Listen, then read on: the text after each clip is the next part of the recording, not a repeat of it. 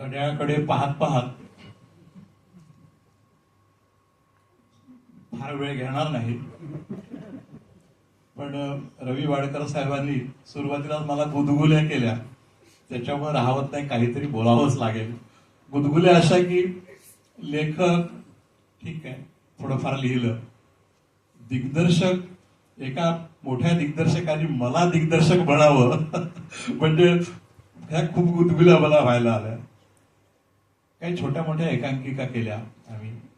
आमचा एक नवी मुंबईमध्ये महानंदा नाट्यशाळा नावाचा समूह आहे. आम्ही काही निवृत्त मंडळी, आमच्यामध्ये श्री किशोर पवार बसलेले आहेत, जीएसटी मधून उपायुक्त पदावरून ते निवृत्त झाले, पण नाटकाची आवड म्हणून ते या ग्रुपमध्ये जुळले. असं एक एक जुळत जुळत सुलक्षणा पवार आणि प्राध्यापक दुर्गा देशमुख हे सगळे आमच्या ग्रुपमध्ये एकांकिकात काम करणारे लोक आहेत. आम्ही एकत्र आलो, मग काहीतरी करायचं, कुठला तरी प्रयोग करायचा. एखादी एकांकिका शोधा, याची बघा त्याची बघा. मग मला पसंत पडली, त्यांना पडत नव्हती, त्यांना पसंत पडली तर आणखी कोणाला पसंत पडत नव्हती. माझ्या काही कथा आधी मी लिहिलेल्या होत्या, मग ठरवलं आम्ही की त्या कथेचं आपण नाट्य रूपांतर करूया. आम्ही नाट्य रूपांतर केलं आणि महानंदा प्रभाकर दीक्षित नावाची पहिली एकांकिका आम्ही विष्णुदास भावेला सादर केलेली होती. हेच लोक त्या ठिकाणी यांनीच अभिनय केला होता आणि अखिल भारतीय मराठी नाट्य परिषदेने त्या लेखनाला पारितोषिक देऊन गौरवलेलं होतं. तिथून आमची हिंमत वाढली. मी गुदगुले याच्याकरता म्हणतो की तिथून आमची हिंमत वाढली आणि एक एक एक एक करत एक होता मास्तरचा एक प्रयोग आम्ही केला. गडचिरोली, मी गडचिरोलीचाच, माझं नेटिव्ह गडचिरोली आहे. तिथल्या आदिवासी भागात, गडचिरोली आपल्या सगळ्यांना माहीत असेल, महाराष्ट्राचं शेवटचं टोक, त्या टोकावरचं आणखी शेवटचं गाव एक काटेमुंडरी नावाचं एक गाव. तिथे काटेमुंडरी हे नाव आता एक काल्पनिक आहे. त्या काटेमुंडरी माझी काटेमुंडरीची शाळा नावाची कादंबरी एक येऊन गेली, एक साधारणतः 15-20 वर्षापूर्वी, अतिशय गाजली. महाराष्ट्र शासनाने पारितोषिक देऊन तिला गौरवलेलं पण होतं. त्याचे लेखक माझे वडील.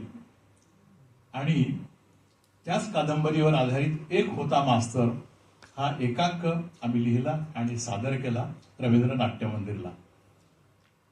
तर त्याची पार्श्वभूमी अशी होती की आदिवासी शाळा, विद्यार्थी, आपण जसे इकडे अमुक अमुक नवभारत विद्यालय, इमारत आहे, शाळा आहे, शिक्षक आहेत, टाइम टेबल आहे, तिथे काहीच गोष्टी नाही. तो एक मास्तर एका गावात जातो, आदिवासीच्या गावात. सरकारने त्याला पाठवलेलं असतं की तिथे अमुक अमुक शाळा होती पण आता नाहीये, पण तुला जाऊन ती शाळा उभी करायची आहे. तो मास्तर त्या गावात जातो आणि शाळा संहिता नावाचं पुस्तक घेऊन जातो आणि तो नियम क्रमांक 1, नियम क्रमांक 2 असं करत करत, मग विद्यार्थी कुठे आहेत, हजेरी पुस्तक कुठे आहेत, असं करत करत त्याला एकही विद्यार्थी हाताशी मिळत नाही. मग गावाचे लोक सांगतात की ही अशी शाळा इथे चालणार नाहीये. पण तुमच्या हजेरी पटावर ते एक साधारणतः 15-20 मुलांची नावं आहेत. हो आहेत, पण ती मुलं जंगलात गेलेली आहेत. कोणी शिकार करताय, कोणी खेळत आहे, कोणी तळ्यात पोहत आहे. शेवटी त्या शिक्षकाने, जो शिक्षक गेलेला होता, त्याने एक प्रयोग करायचं ठरवलं की ही त्या शाळेला एक छोटीशी इमारत होती, छोटीशी बिल्डिंग, खोली होती, त्याला कुलूप लावलं आणि तो स्वतःच जंगलात गेला आणि तिथेच त्यांनी विद्यार्थ्यांच्या सोबत गाणी म्हणून आणि त्याला जे काही शिकवायचं होतं, आई पासून तर शेवटपर्यंत, अशा प्रकारचा एक कथापट त्या एक होता मास्तर या एकांकिकेत होता आणि ती पण छान या लोकांनी सादर केली.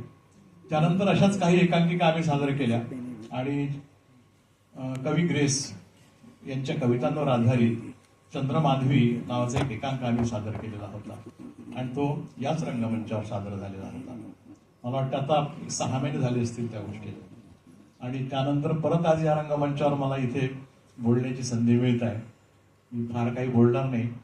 मला लेखक वगैरे म्हटलं रवींद्र वाडकर साहेबांनी. आशीर्वाद आहे त्यांचा, माझ्यापेक्षा वयाने मोठे आहेत ते म्हणून आशीर्वादच म्हणेल मी. थोडंफार लिहितो, काही पुस्तकं लिहिली आहेत. आत्ताच मला वाटते इथेच आहे एक आल्हाद काळ नावाचं पुस्तक कोणाला तरी देताना मी बघितलं आणि लांबूनच त्याचं कव्हरही माझ्या लक्षात आलं. काही एकांकिका लिहिलेल्या आहेत 15-20, त्याच्यापैकी काही आम्ही इथे सादर केल्या. अशा प्रकारचा माझा लेखन प्रवास आहे.